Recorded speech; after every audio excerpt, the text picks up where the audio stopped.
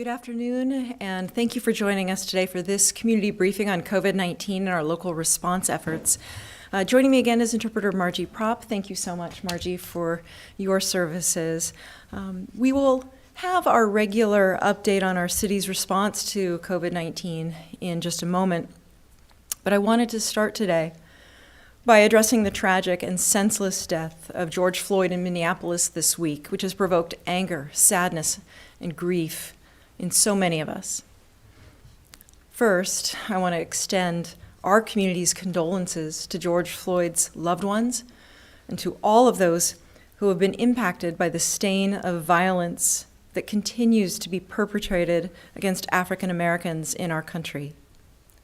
Not only do these tragedies harm the family and loved ones of those who are lost, but they weaken the very fabric of our entire society. The police officer in Minneapolis who killed George Floyd was charged today with third-degree murder and manslaughter. Justice must be served in our nation.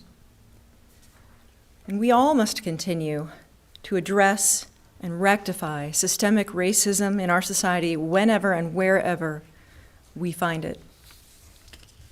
Secondly, the First Amendment guarantees the sacred right to let our voices be heard. There is so much to grieve right now and much that needs to be said and expressed. And I commend those who are exercising their constitutional right to speak out against hatred and violence. Today, I saw peaceful protesters at the Capitol doing just that. And each of them was wearing a face mask. And I want to thank them for expressing their concerns in a way that protected themselves and others. To anyone else who's planning to step out and speak out in the coming hours or days, I ask that you follow their example and do so safely in light of the pandemic that we are still fighting. And now for our community update on COVID-19 and how we can all protect ourselves, our loved ones, and our community. Starting next week, we will be conducting these regularly scheduled televised briefings twice a week, on Tuesdays and on Fridays. Our efforts to stop the spread of COVID-19 remain our top priority, and our commitment to good hand washing, wearing face masks, and physical distancing remains as strong as ever. And we would ask that your commitment to these proven public health strategies remains undeterred as well. As we continue to adjust to life with this virus, we here at City Hall also must continue the regular business of our city. We will continue to provide the media with daily written updates, and the latest information and an updated dashboard will continue to be posted at covid19.lincoln.ne.gov. And if our community's situation changes, and if we feel the need for this kind of direct communication that these briefings provide, we will add televised briefings as needed. Here in Lincoln today, we have had an additional 23 individuals test positive for COVID-19. The total number of lab-confirmed cases in Lincoln now stands at 1,158. Our total recoveries identified to date is up from 158 to 163 individuals. Lincoln had few cases reported before the end of April, so we do anticipate that additional recoveries will be reported in the coming weeks. More detailed demographic information from our case investigations can be found on our website, where you will also find our COVID-19 risk dial. That's the tool that has been in place for about 3 weeks now, which helps our community know what actions and behaviors we can take to protect ourselves and our community. The COVID risk dial provides a visual color-coded depiction of local conditions here in Lincoln and Lancaster County. In essence, it provides a forecast of risk of the spread of COVID-19.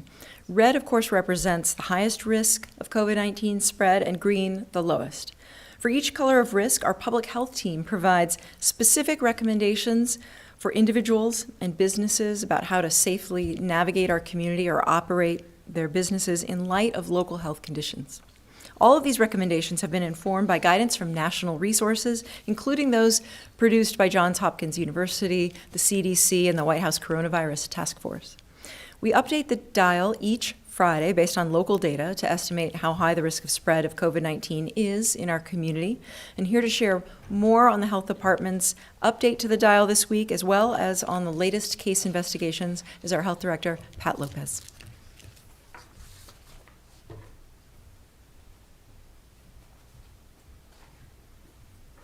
Thank you, Mayor.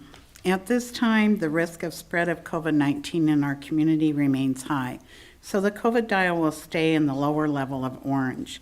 This is unchanged from last week. The health department continues to use local and regional data from the previous 2 weeks to determine the direction we are moving and how high the risk of spread of COVID-19 is in our community. Here is an update of the main factors. First, we look at testing capacity, and we have determined that this indicator is stable. We have arranged over 3,000 tests that have been completed each week for the past 2 weeks. This has been accomplished mostly through testing at hospital drive-through sites and a few mobile testing sites. Yesterday, Bryan Health and CHI St. Elizabeth completed 415 tests at the hospitals and their drive-through testing sites. In addition, Test Nebraska has completed over 4,000 tests in Lincoln since May 8th. This week, we did see a decline in testing due to the holiday weekend. With Test Nebraska moving to another Nebraska site this week, we do anticipate a leveling off or decrease in the number of tests being completed. Test Nebraska will return to Lincoln June 8th and 9th. The important point is that we do still have testing capacity, and we strongly encourage people to sign up to get tested if you have symptoms of COVID-19. To get started, you can contact your physician or fill out a risk assessment at chihealth.com or bryanhealth.com. If you need assistance, you can contact the health department at 402-441-8006. This afternoon, we conducted our second drive-through testing site event at Lincoln High in connection with the cultural centers. Over 60 people were screened in a 2-hour period. And we'll have more information at our next briefing. A second factor is the number of positive cases. We have seen a small improvement to this indicator. Again, that number varies depending on delays in receiving electronic information reports from the lab. So we look at the average number of cases reported daily over 2 weeks. The number has remained fairly flat at about 30 new cases per day. Omaha is seeing increasing numbers at this time, so we are carefully watching that situation and monitoring our local case numbers to watch for any potential surge. A third indicator is the overall positivity rate, and here too we have seen some improvement in Lancaster County. This is the percentage of all tests completed that are positive. The total number of positive cases in Lancaster County is 1,158, and the total number of tests completed in the county is 15,208. That gives us an overall positivity rate of 7.6%, down from yesterday's rate of 7.8%. The rate on May 18th, about 2 weeks ago, was 8.4%. In comparison, the overall rate for the state remains at 13.9%, and the national rate is 14.3%. Our hospital capacity is another important factor, and here too we are holding steady. In the early days of the pandemic in Lincoln, our residents did an outstanding job of following our health recommendations. As a result, we were able to avoid a surge that could have stressed our local hospital system. Over the past 2 weeks, we have seen a leveling off in the number of COVID-19 patients in our local hospitals. This week, we have averaged 38 COVID-19 patients hospitalized and 11 using ventilators. The number of COVID-19 patients in our hospitals is down from 35 yesterday to 34 today. 22 of those individuals are from Lancaster County, and 12 are from outside the county. The number of patients on ventilators remains at 12 today, 8 of them from Lancaster County and 4 from outside the county. The final indicator is the capacity of our health department to conduct contact tracing. And at this time, we have been able to keep up with the demand. Contact tracing is crucial to our efforts to minimize potential clusters and outbreaks in the community. Over the past 2 weeks, we have added another 7 staff members, so we now have 34 individuals available to do contact tracing. As we reported yesterday, our investigations have identified additional connections to the outbreak in Saline County and smaller clusters here in Lincoln. The number of Lancaster County residents who are positive cases related to Smithfield and Crete remains at 319. The numbers at our Lancaster County locations are unchanged. The number of cases at Smithfield here in Lincoln is 27, and the number of cases at Smart Chicken in Waverly is also 27. The additional local cluster location we identified yesterday is Universal Cold Storage, which has 2 locations in Lincoln. Both locations reported cases, and the total number of cases connected to them is 31. To summarize, our COVID-19 risk dial remains at orange level. The risk of COVID-19 spread in our community remains high. And as restrictions ease on June 1st, we need our residents to remember that they are at risk of contacting the virus at any time they are out in the community and around others.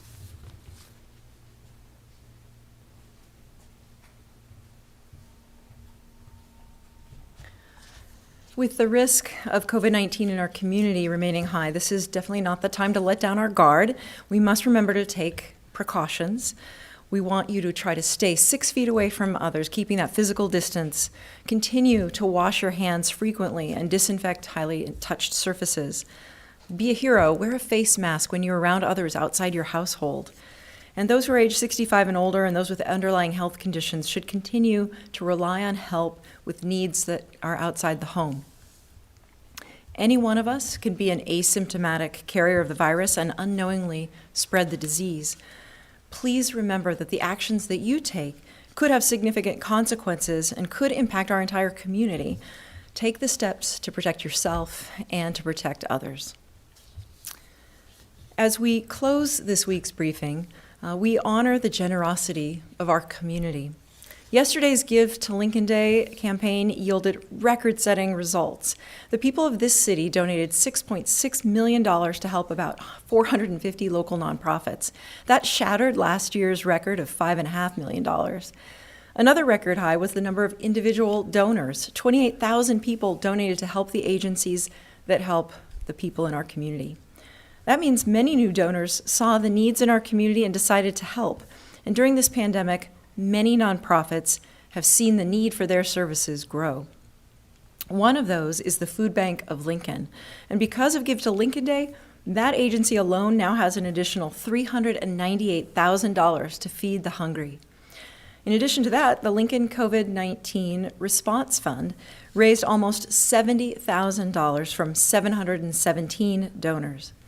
We want to thank the Lincoln Community Foundation and all those organizations that contributed to the match dollars, and each and every one of the 28,000 donors who took to heart what has become the motto of this pandemic. We truly are all in this together. And with that, I would open it up for questions. Mayor, this is Bill with 1011. Hi, Bill. I noticed on your Lancaster County dashboard that the number of deaths has gone from 9 to 7. And I was curious as to why. That must be a mistake, Bill. I have Diane pulling it up right now. It shows 9 here.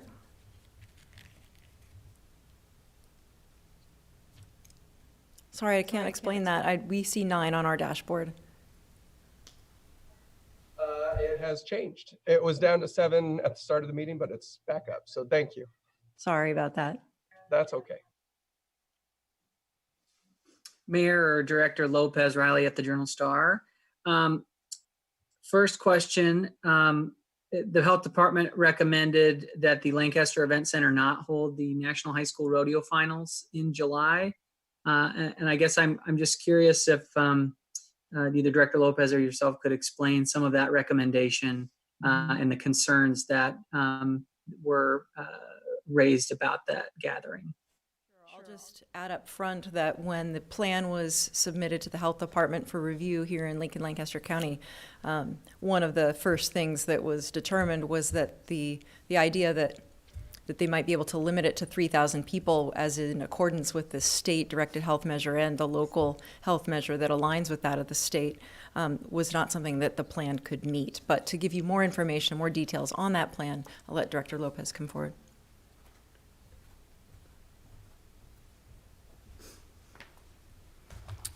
Good afternoon, Riley. Just to kind of summarize, our decision was based on part on the risk of spread of COVID-19 that would be posed to the people in our community and county.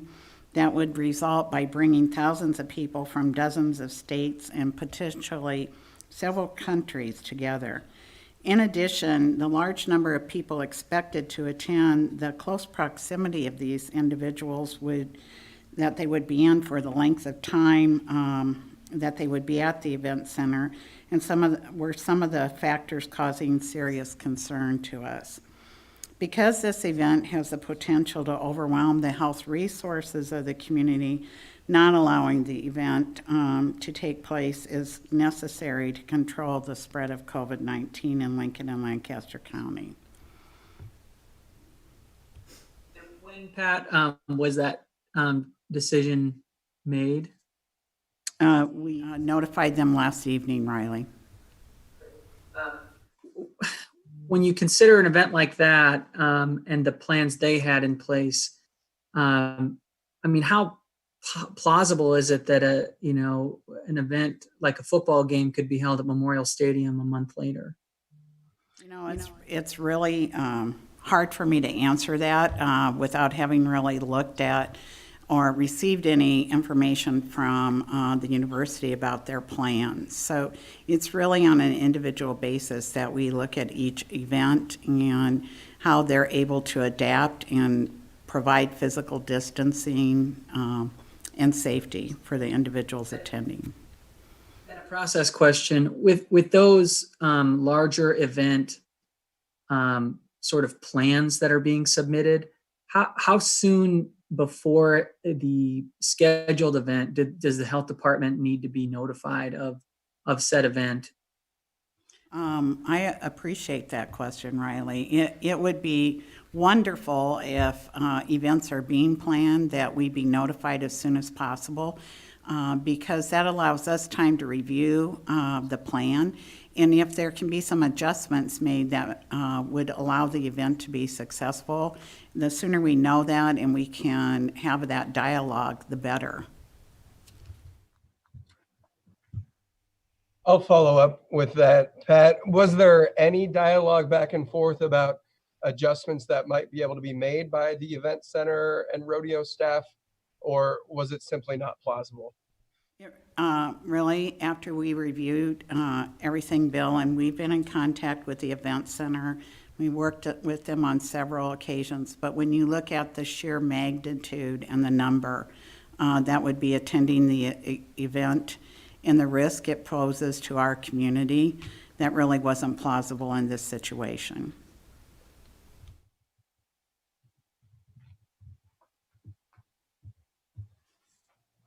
Am I getting the impression from you, Pat, that it was more all of the people that would be coming from across the country was more of a concern than the spatial distancing that would take place between people?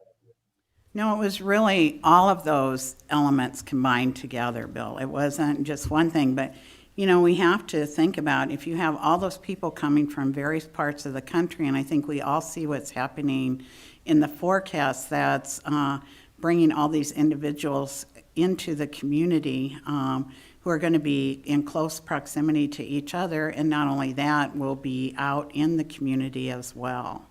So it wasn't just one thing, because had that been the case, we could have looked at things differently.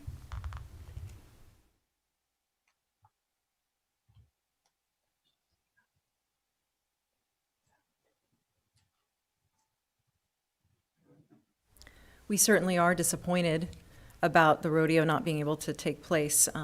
We were excited about the event and partnered with the event center to make street improvements to accommodate the increased traffic they anticipated, but I support the decision of our health director by not allowing this event to take place, that it's necessary to control the spread of COVID-19 and to really align with some of the numbers that we've seen in both the state and local directed health measures.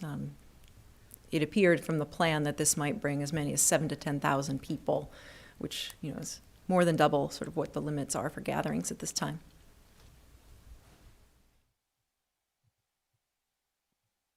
Any other Mayor, questions? I'll ask you directly. With that news, are you thinking that there will be football at Memorial Stadium this fall? I haven't had that conversation with the university. Everyone remains hopeful. We certainly see the direct relationship between the success of the university and the success of our city. And what we have to, of course, keep in mind is that the health of our students, the health of our athletes, and the health of our community. And all of those are important to our economic recovery. We can't disaggregate them. We need both. So we'll do everything we can to be thoughtful in considering how to move forward and to work with the university. But I think that's a big question mark for colleges and university towns across the country right now. Mayor, is there ongoing dialogue between you and President Carter or Athletic Director Moose at this point, or have those conversations not yet started? I do speak frequently with President Carter. We haven't broached the topic of football recently, but I very much value the opportunity to think through the issues related to the pandemic with him, as he's another, leader of a large system that's right here in our community. So I very much appreciate the conversations and dialogue that we've had. Unrelated question for Director Lopez. With the latest number of cases, has the new reported case trend appeared to level off, or are you able to make any sort of, are we at the top of our peak?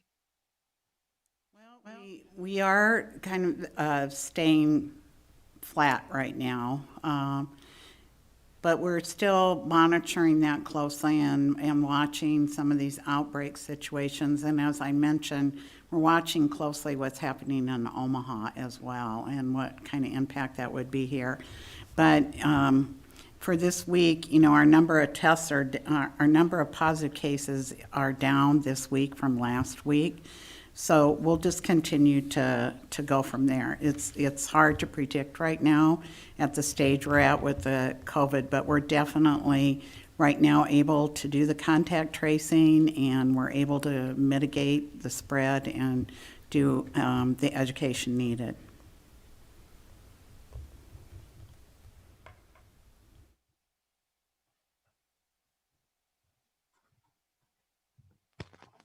Are there any other questions? Well, if not, I would just remind you that we're going to 2 briefings per week. Starting next week, we'll be back on Tuesday at 3:30. And we're so appreciative of your time and attention as we all try to navigate this pandemic safely and stay healthy and connected and together through this challenging time. We'll see you next week.